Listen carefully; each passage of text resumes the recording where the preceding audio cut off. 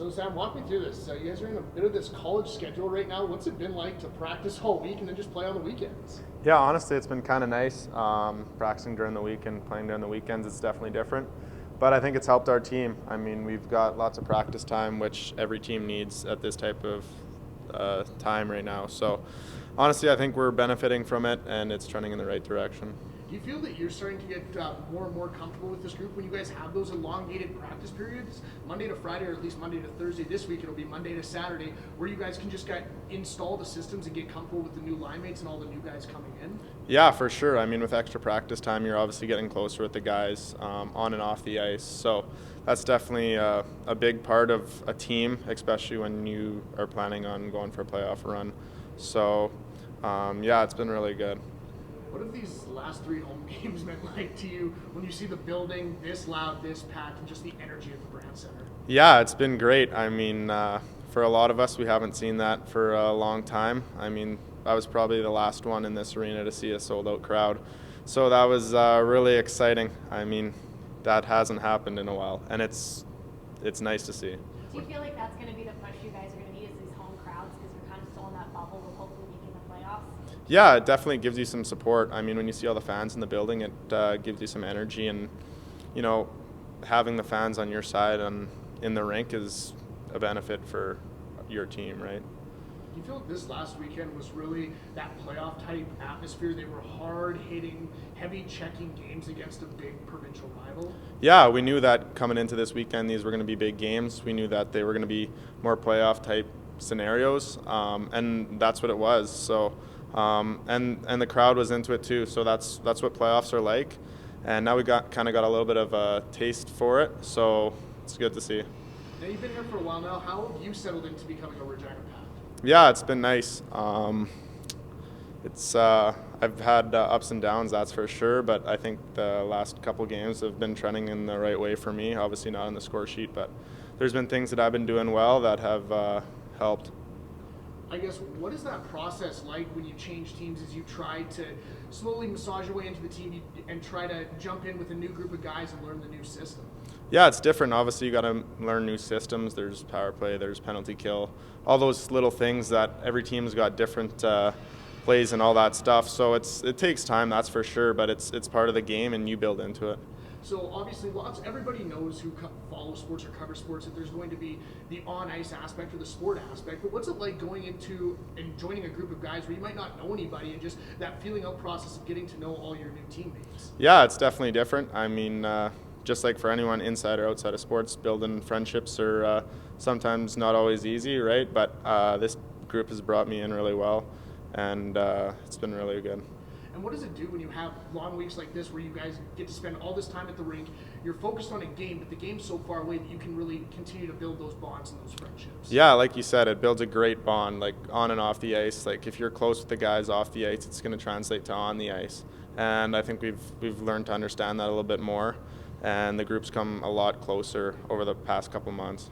So, Braxton, walk me through what this has been like. You guys have been playing kind of a collegiate schedule, practice all week, and then playing on the weekend. What's that been like for the group? Oh yeah, it's actually been super fun. I mean, we get to work on what we need to play with and play like in the game. So it's actually been a lot of fun. We've really been enjoying it. Playing a lot of games in practice and getting us ready for the games. So yeah, it's awesome. You guys have had a lot of turnaround this year, bringing in different players, most recently Steele. What has it been like to kind of get these guys, get the systems in place, and really bond with your teammates over that week of practice? I mean, yeah, definitely before the break it was a little tougher because we were playing a lot more than we have been since Christmas time. But I think the practice time has helped out a lot, and we're getting stuff in place, and people are learning their positions on this team. So yeah, it's been good.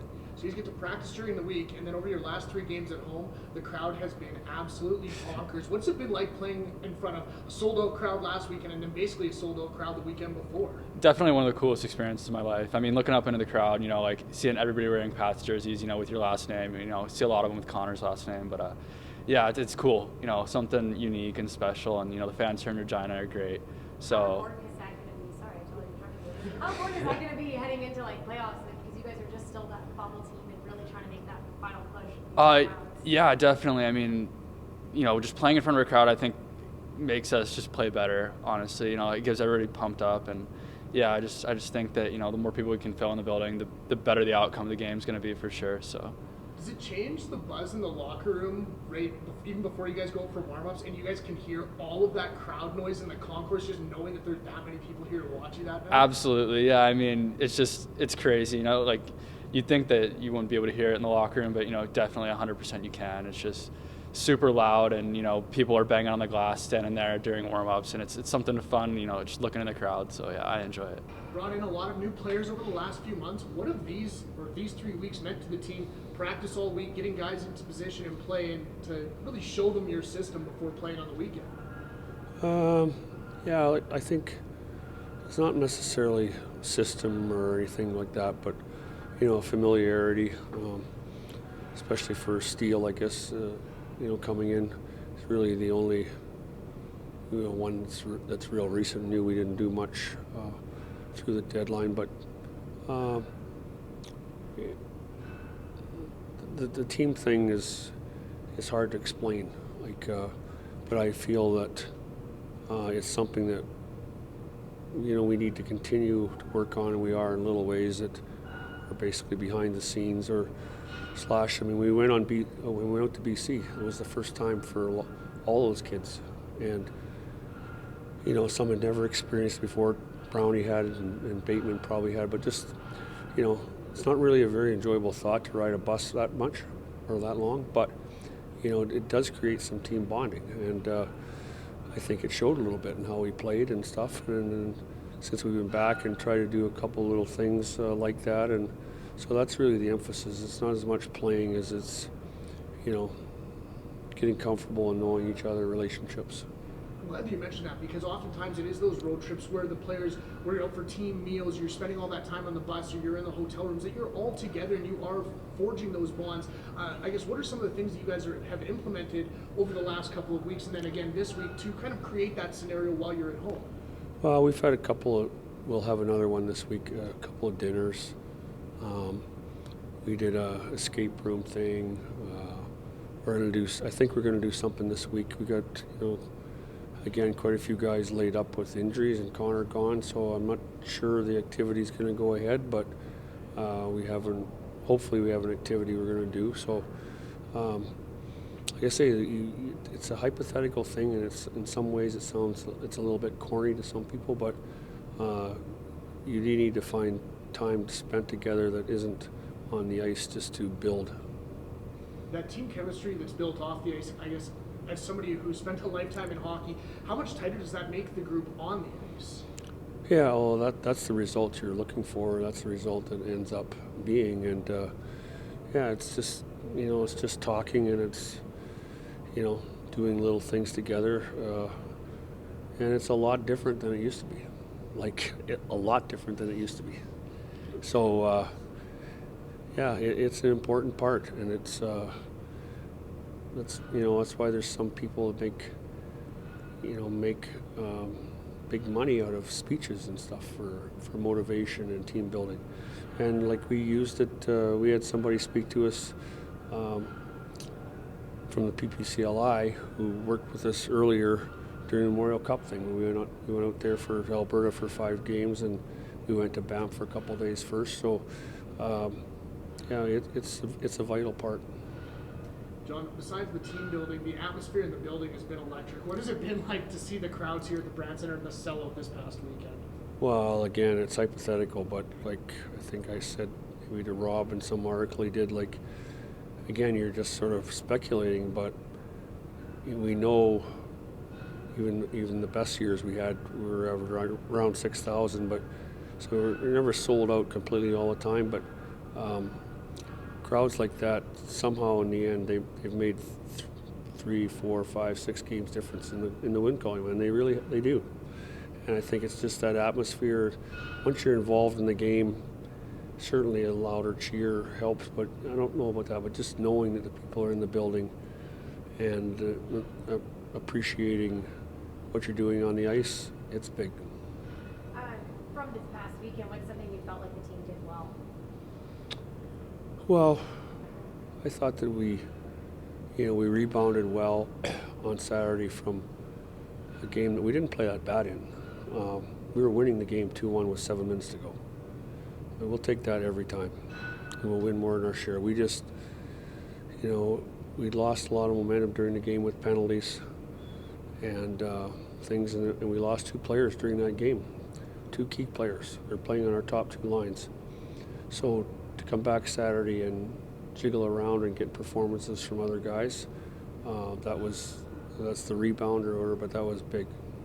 You mentioned those different guys, and I'm sure you answered this on Saturday, but what did it mean to you when you see the crowd, the bench, and everybody on the ice light up when Mateo gets his first? Well, it's exciting, you know, exciting for him, and exciting. It was really good how our team reacted. Excuse me.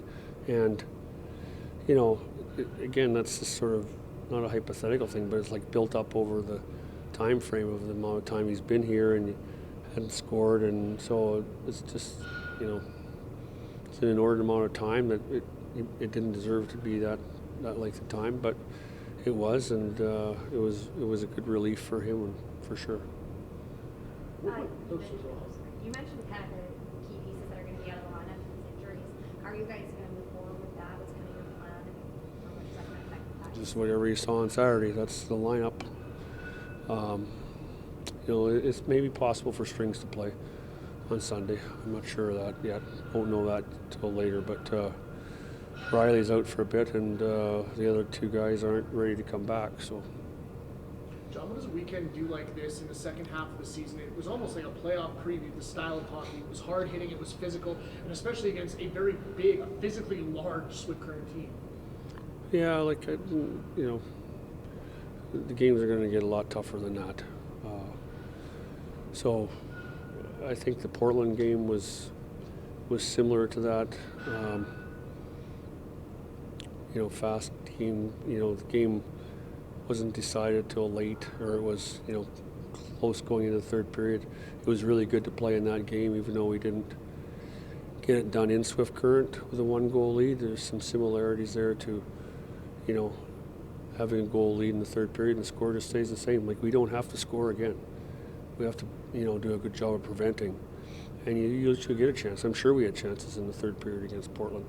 So it was the same thing with this, and, you know, we were able to build on the lead with Connor's goal and Mateo's goal. But yeah, we got to play in those type of games.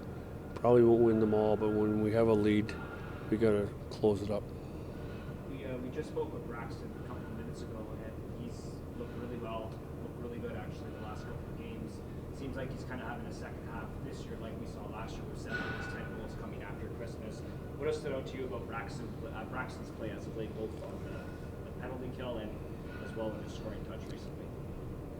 Yeah, like, Braxton's a good player, and I think I agree that he's picked his game up some lately here. It's probably because from not when he started. I mean, him and Howie came back earlier than we thought at the start of the year, but from when he had his appendix removed in July, he's at least 27 pounds heavier. So that explains it right there.